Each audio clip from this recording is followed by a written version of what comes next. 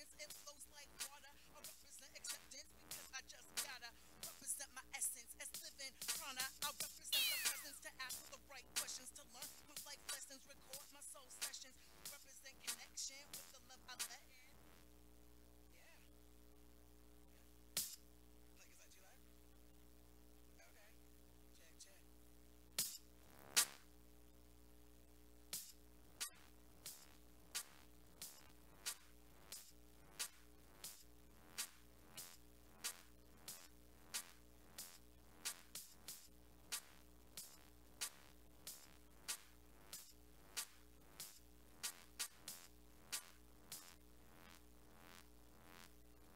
I represent organic farmers. I represent the divine. It's an honor. I represent as a daughter.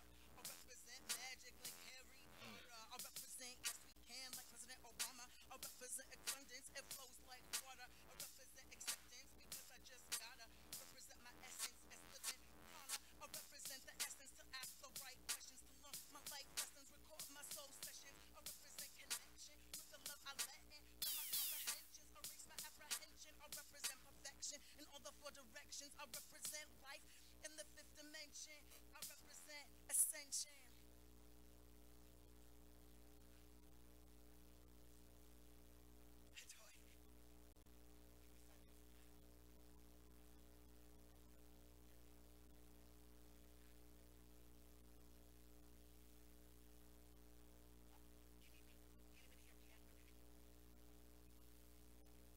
Check, check. Hey! You guys need to hear me again? Okay. I represent my ancestors, represent the world's prayers answered, represent the co-creators and the light dancers, represent heaven sent holographic matter, represent and reverence to ascended masters, represent time spent for illusion shattered, represent constant conscious progress, so blessed to accept the greatness upon us. I accept more good than I've ever seen, more love than I've ever felt, more wealth than I've ever dreamed, more peace, I believe in more joy, I receive more faith, I achieve more strength, comes with ease, the thing in its place, true serendipity, because I'm a soul-free lifestyle Houdini, living supremely, yeah. Are you feeling me? It's like a whirlwind, like a cyclone, like I'm tumbling for my survival, like I'm a shaman, and it's all tribal, and I'm just waiting here for my arrival. I said it's like a whirlwind, like a cyclone, like I'm tumbling for my survival, like I'm a shaman, and it's all tribal, and I'm just waiting here. Let me hear you say I represent.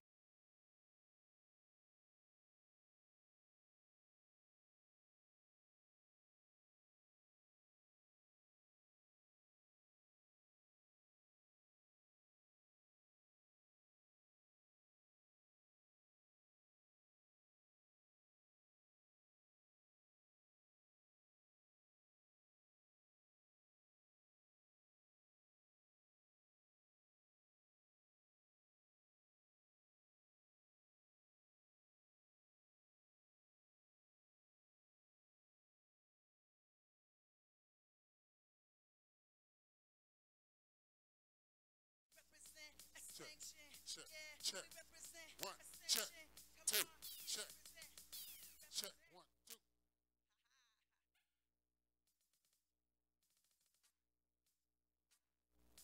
Check, 1, 2, check.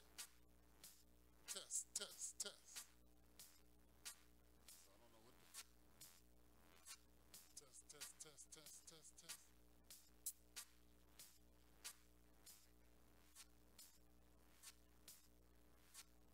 It's there. I mean, it's already there. It's so low.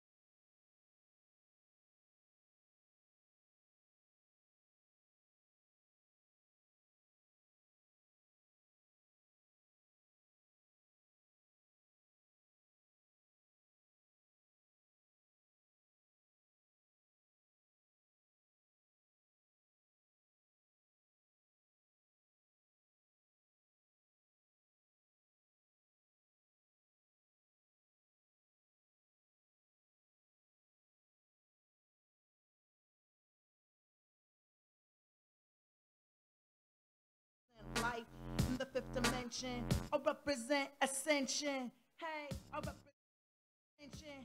Yeah, you represent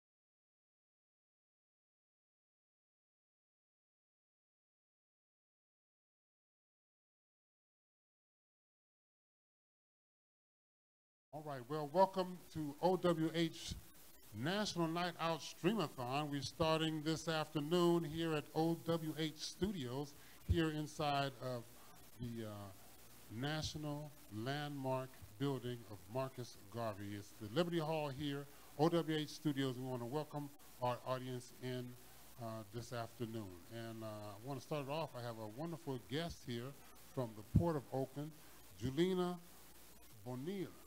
Did I get it right? Yes. Well, thank you so much. And you are the Work Development Manager?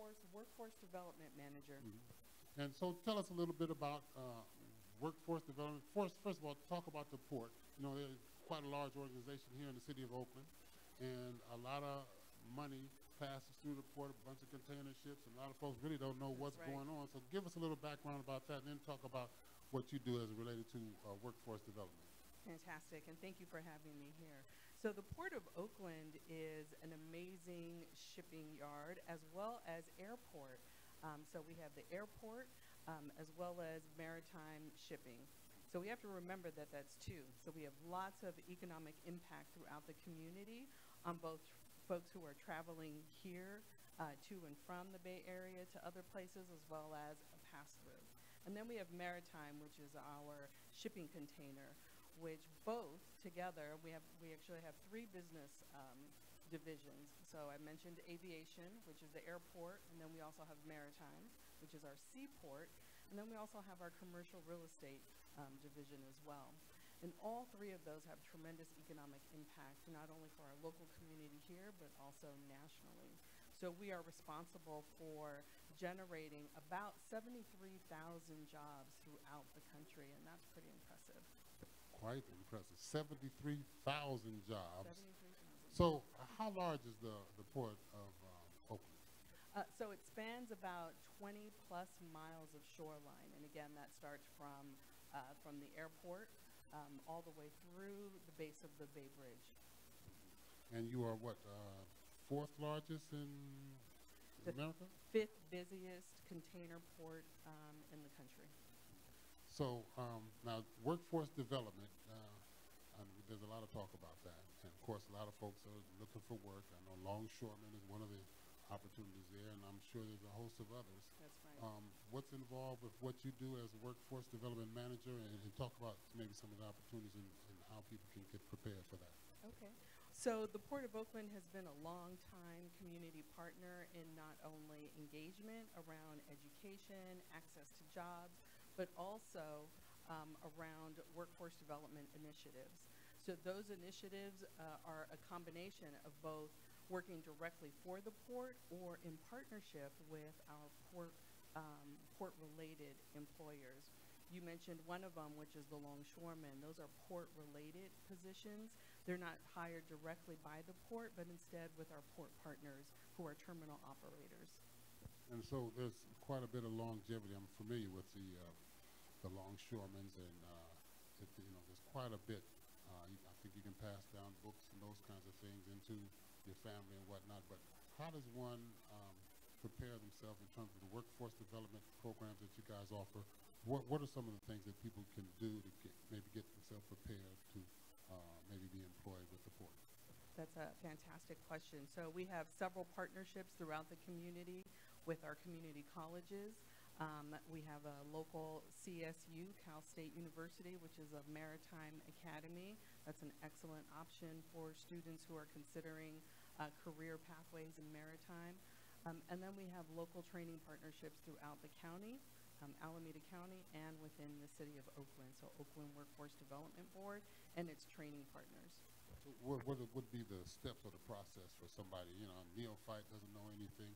How do I get started? Do I need a high school diploma? Do I need to be in college? Or what are the requirements? So all the requirements that you just mentioned are really important. So yes, high school diploma is key. But also looking at what are the different training partners. So one is being able to do career exploration. The port offers 20 plus internships through high school students and local community colleges. And right now we currently have about 25 plus interns at the port in all three of the divisions that I mentioned. So some are working out at the airport, some of our students are locally with us at the 530 Water Street in both maritime and the seaport, maritime and aviation departments.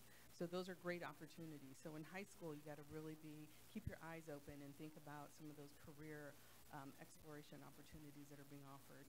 Now you mentioned the aviation arena. As I mentioned, I'm familiar with the longshoremen. What opportunities in aviation are there similar, or what opportunities are there? Right. So aviation is a great way to come into working and developing a career at the airport.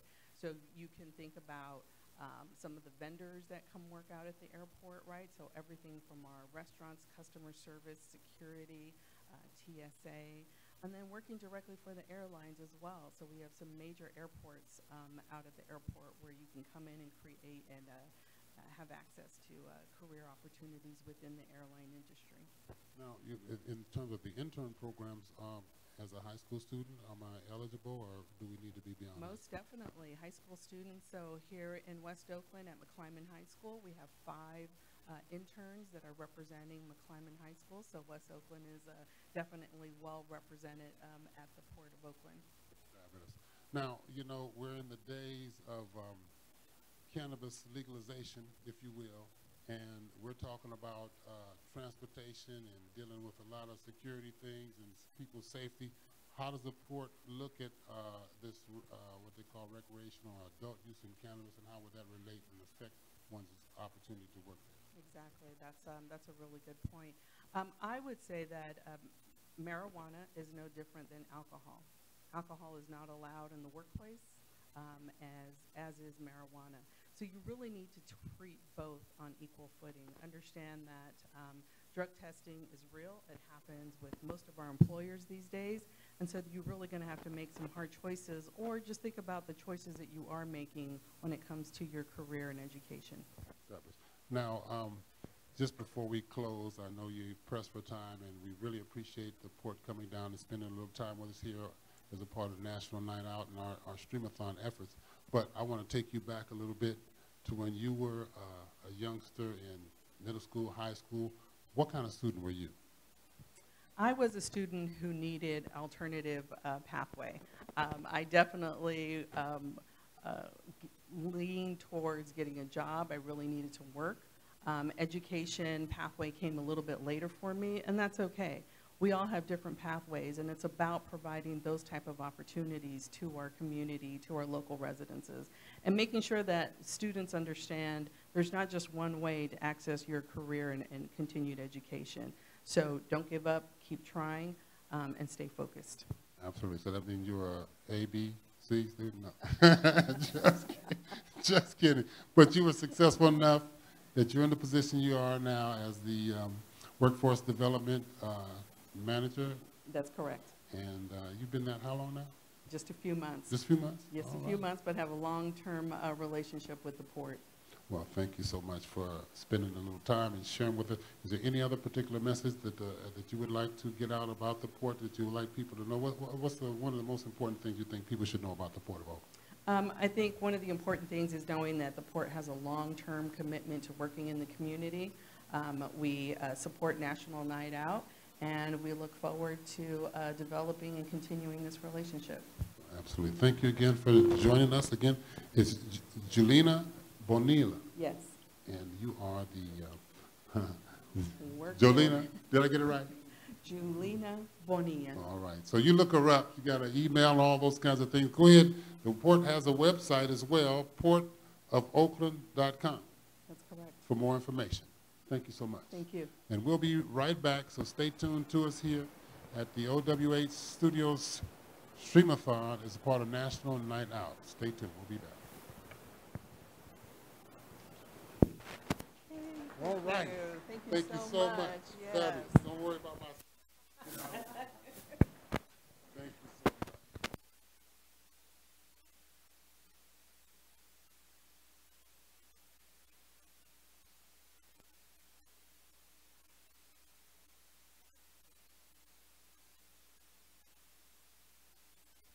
Testing 1 2. Check 1 2. Check testing 1 2.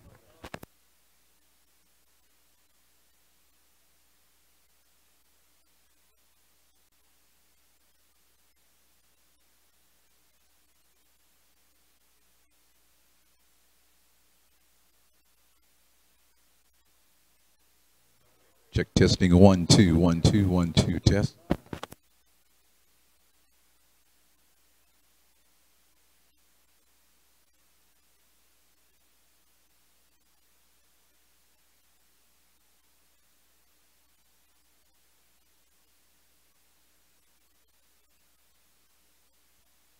Check testing 1 2 1 2 1 2.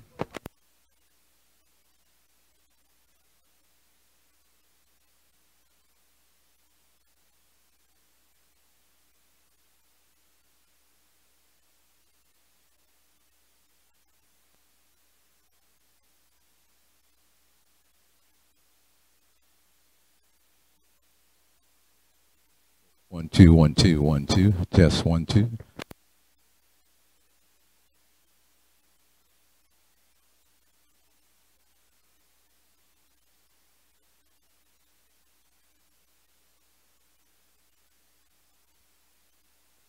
Checking audio again. That's hot. That's hot. Testing 1 2 1 2 1 2.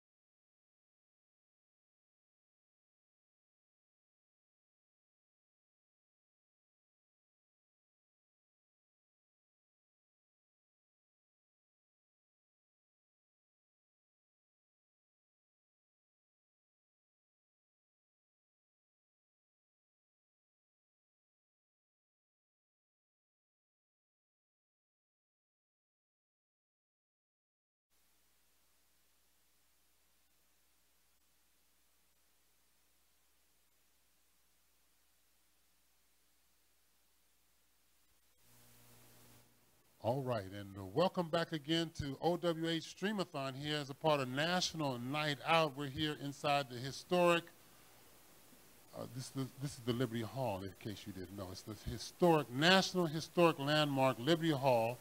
It was set up here by Marcus Garvey years ago, and we're here inside this wonderful place, and we have this Stream-a-thon going on today, and I have a special guest with me now. He is the current president of the NAACP here in Oakland, and his name is Mr. George Holland. I want to welcome him into the program today. How you doing, sir? Thank you. Thank you for inviting me. It's a pleasure being here.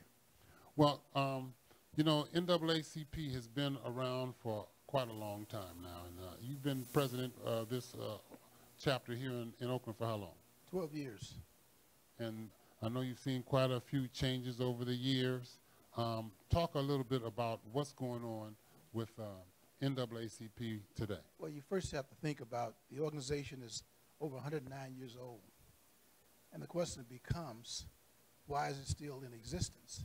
Because if we've been addressing the same problems for 109 years or more, then they should be cured, the remedies should have been made, and we should be into a time of plentiful.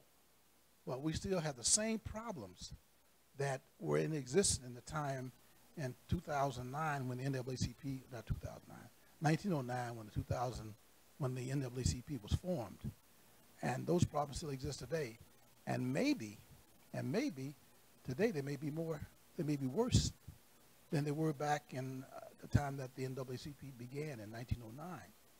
And I say that because we have such suffering going on. We got immigration problems, homelessness problems. We have drug problems. We have employment problems. We have all kinds of problems, and they've been magnified, it seems, most recently. And we're having difficulty addressing these problems because we're under attack. We're under physical attack now, much more so than just being a subtle attack. But those folks who really don't like us are very visible. They have no shame in exercising what they think are their rights to try to make America great again by punishing us. Right. So, obviously, we're in some what you might say troubled times, or I mean, we're facing a lot of challenges, and it seems, as you mentioned, that we seem to be going backwards in terms of some of the problems and conditions that we had faced, you know, before even the civil rights movement. And you know, there's been killings, and we just saw the young lady Nia who was stabbed here on the BART train, and all types of outbreaks and racial prejudice seemed to be flaring up. I mean, it seemed to flare up as Obama became president, and now that we have another president in place, it seems to be rearing its ugly head even more. How is the NAACP kind of addressing this? For instance, this morning I got a call from another NAACP president about a situation that's apparently happening in Hayward.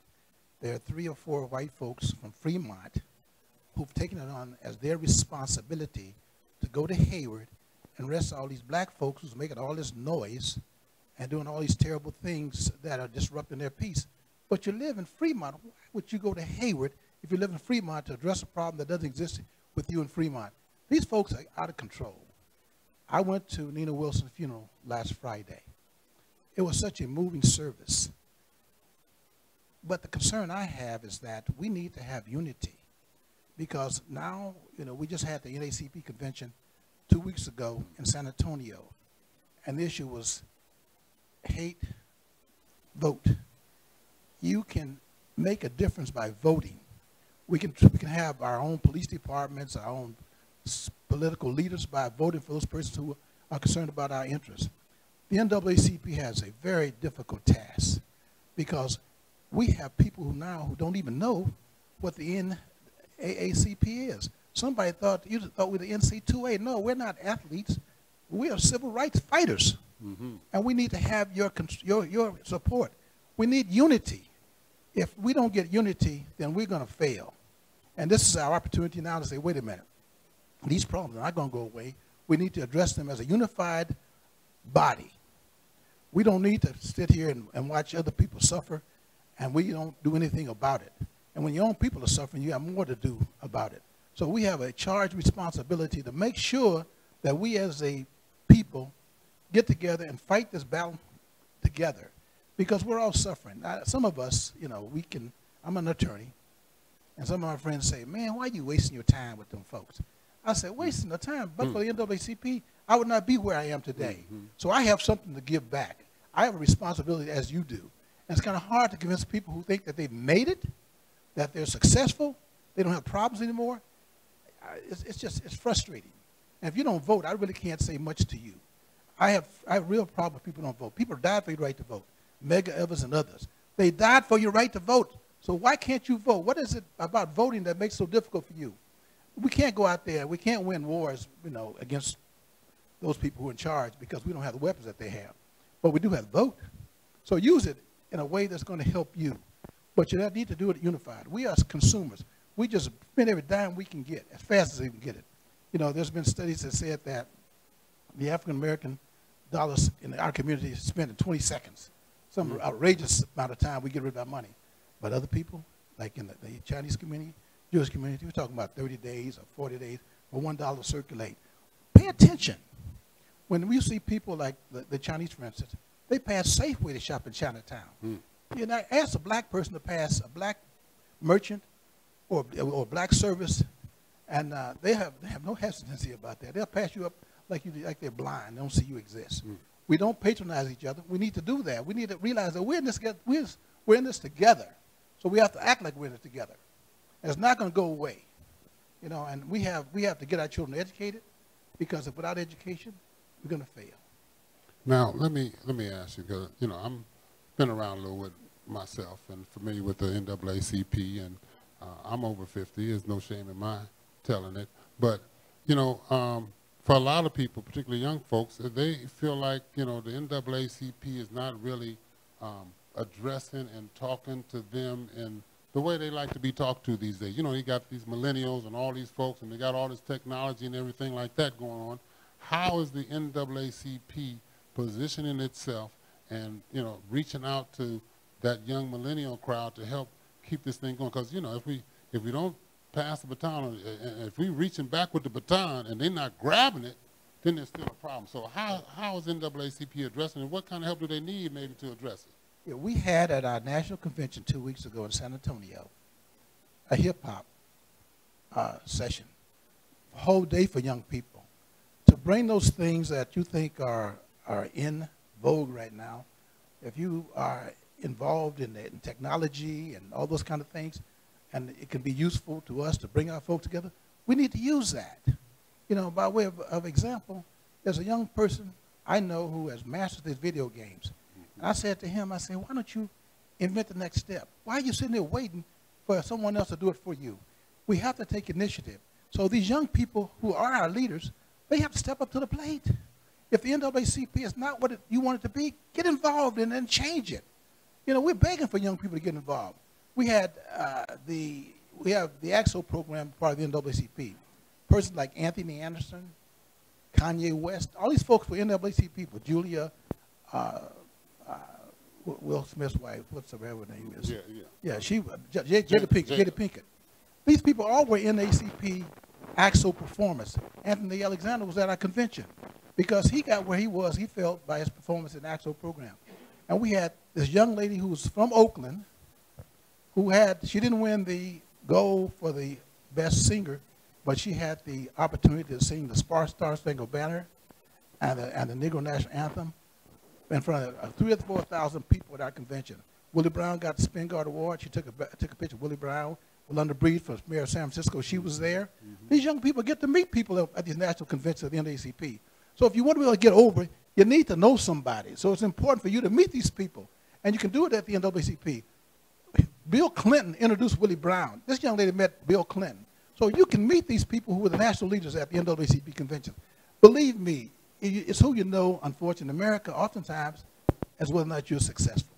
The more people you know, especially more positive people you know, the better chance you have to succeed. So I'm saying to young people, you can sit back and be cool and all that kind of stuff, but you got to get involved.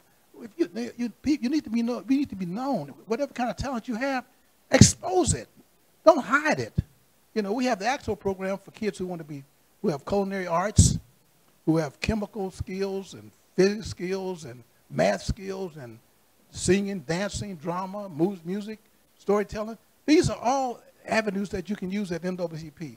So young people, we haven't forgotten about you, forgotten about you. You've forgotten about us. I mean, your parents expect more out of you than they get for themselves. So if you can't out-earn your parents, if you can't do better in life than your parents, I think you're failed. Well, that's why we're here at OWH Studios. In fact, we're always we're a nonprofit organization, so we're looking for contributions of folks to help continue to build. We train young people in all this production services, and one of the main reasons we do that in honor to some degree of Marcus Garvey is because this media is so important. We have to get our messages out. If we don't control the messages that come through these televisions and these screens and on these smartphones and all these devices, then we're a failure. And we're a failure to our young people if we can't continue to encourage them and show them the way. I mean, they got lost along the way, but it's our job as intelligent grown folk to go ahead and get involved and take them by the hand like they used to do us. Yes. If we didn't have any, all these old choices these kids got today. Well, I'm busy. I don't want to, mom, what, you know, you going to, and that's just it. It's not going to be a debate, a negotiation, or none of that. And I might tap you on the behind. Okay, these days they don't want you to do all that. They call it child abuse and all these other things they got to say. But now, is it abuse if I don't do anything to them? They go out in the street. Now they're going to jail, and now they're in the system in the jail. Well, if I'd have taken them on his hide and straightened him up, he wouldn't be over there in the jail cell. I'm not over there. Some of these people in this room, we got to. Didn't you get the? You had to get the extension cord. You know, I tell people as often as I can that a parent has to impose discipline on a child. And by way of instance, it may not seem great, but my mom made me go to church. I didn't enjoy going to church, but it was a discipline lesson because she needed to know that she could make me do something I don't want to do. So I tell these parents, make your child go to church because at least they're in a safe place. And that's also a discipline lesson because you need to have your child do things that you know are necessary for them to succeed. And children have to realize that, you know, parents have to impose discipline. Somebody has. And of course, we can't spank them like we used to. But I don't, and I tell you, you know, nobody wants to acknowledge this, but I didn't want to get spanked. You know, I didn't want to get whipped with an electrical cord. I started or trying to cry before it happened. That's right. So, but I knew that if I did something I wasn't supposed to, I might get that be a result. consequence. So I would not do it. Right. So, but now when your child says that he or she's going to dial 911 on you and have child protective services come out there, investigate the home, I represented a person who had a delinquent children's home. And those kids in that home filed a report with the social worker against this person because she would give them hamburger and French fries. And they had to investigate. I said, are you people crazy? You're going to investigate a person who's providing a housing and home and caring for a child. She doesn't cook French fries and hamburgers. So you're going to punish her for that? That's ridiculous. But that's how bad the system has gotten out of control. There's nothing wrong with kids having rights, but at least they ought to be controlled. And you as a parent or you as a person providing services for them should not be punished for doing what is right. There's nothing wrong with not cooking hamburgers and French fries. There's nothing wrong with that. Well, you know, we're living in some new times. Yes, very much so. And things are a little bit different, and folks got a lot of choices. You know, a lot of people talking about, you know, ways we should eat, and eating healthy and all those things. We have some guests that are going to be coming on a little bit later talking about health and eating healthy and all those types of things. So, but when it comes back down to the simple basics, you know, discipline, boundaries, respect, those types of things we seem to have gotten away from, and the excuse has been, you know, all this other distraction stuff that we can see and exposed to, you know, the housewives or whatever, and all the nonsense they might be spewing, and just a lot of misinformation. And now these young people who don't know how to sift through a lot of that stuff as we have, because, you know, we've been around a little while, we've experienced a few things, but some of these young people just don't know how to navigate through that. So it's our role, NAACP, me, and anybody else here looking that's a responsible adult, to intervene. Young man, young lady, that's not appropriate. You shouldn't be doing that, you know, and don't be afraid of what they might say or do to you. You know, if you approach them the right way. I've talked to a lot of these cats on the block, and my thing is, I don't understand why you're dragging your pants. So, excuse me, no disrespect to you, brother. But the OG, that's me, I just have one question. Man, why do you wear your pants like that? And you know what they tell me? You'd be surprised. What? I don't know. That's it. That's it. I'm like, huh? You don't know why you got your pants down like this? That used to be a negative if you were in prison. And now, I was in Atlanta on Morse Brown campus. Okay, I was out there for an event with another guy, and I was videotaping. But at this time, I didn't have to be videotaping. But anyway, I see these guys walking down. These college students, in the black college, they got their pants. I said, man, let me find that. So I asked them. One guy, he tried to tell me about the slavery thing, and then the other one said, oh, the girls, they like that, Bishop. Yeah, they like you. Okay, they like you to wear your pants. I said, really? Oh, interesting. And so anyway, they went on about their business. But then it just so happened to be a group of young ladies was walking down the street. I said, oh, I got to ask them this. But let me ask you, young ladies, these guys said, no, I don't want to say that. What do you think about these guys wearing their pants like this? Oh, it looks horrible. I said, really? They told me you like that. But anyway, I mean, you know, we have to reestablish, you know, boundaries, different areas. You know, and I mean, that's a strong role for the NAACP. Yeah, we try to do that. That's why we're still in existence. And we have a very strong Oakland branch. We have people who are in our branch who are doing things. You know, people always ask you, well, what have you done lately? Well, wait a minute. We're still in existence. We're doing things we're doing things that we think are going to preserve our future. Like I tell young people, success is not difficult. It's not difficult at all. All you got to do is outwork the next person. We got to manage it. You got to be able to go to a job ready. You got to pay attention to what's going on around you. You got to know what's happening. I mean, and the thing about it is that if you defer some of your entertainment, defer some of your pleasures early in life, then later in life you're going to maybe get some rewards. And it's kind of hard as a young person to say, well, I don't want to go out, you know, this night. My mom told me that, boy, you have never missed a party because of sickness. So you can't miss a day of school. Right. You know, I mean, so that was pretty obvious to me. So I wasn't going to get sick because I had to go to school. It was necessary for me to go. And it paid off for me. A lot of my contemporaries didn't pay off for them because they didn't want to go. And it was just sad. You know, I saw people falling away on the side because they didn't put forth an effort that was necessary, because many of them thought they didn't have a future. But you can make your future by doing those things when you're young. Listen to your parents, obey your parents, do positive things, learn to respect the rights of others. But you're in this world to learn to survive. Absolutely. And you can do that. It's not necessarily about violence. You don't have to, you know, I used to be a public defender and a deputy probation officer in Alameda County. And the question always came up about kids carrying guns. And I believe that it's the school's responsibility to ensure the safety of kids, because what happens is if those gang members have guns, then you may get a gun to protect yourself. And everybody heard George had a gun. Well, why did George bring a gun to school? Because those gangbangers were going to do something to him, so he needed to protect himself because you folks weren't doing it. So, you know, I don't mind my child going to school and not learning, because that's my responsibility. But I want my child to be safe. That's right. And these kids don't have any safety now. And a lot of times the fear is because you can't study, you can't do this because it's frowned on if you're a good athlete now. Well, they used to give athletes protection, but now they're in danger because of jealousy, you know, or being a good student or being a musician or an artist. They all think something's wrong with you until you become successful. Then they all want to be your friend. But we need to try to encourage our folks that there are positive things that you can do. You don't have to be a failure by choice. You have an opportunity to do something about it. And that's, you know, obey your parents, go to school, you know, and learn a job skill if you need to have one. You know, everybody shouldn't go to college.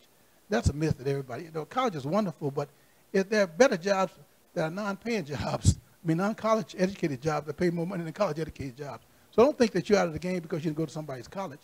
You can go, but you still can get a profession that's just honorable. I spoke at youth uprising once, and I was there as a lawyer, someone that was a sports agent, and some other people, other professional people.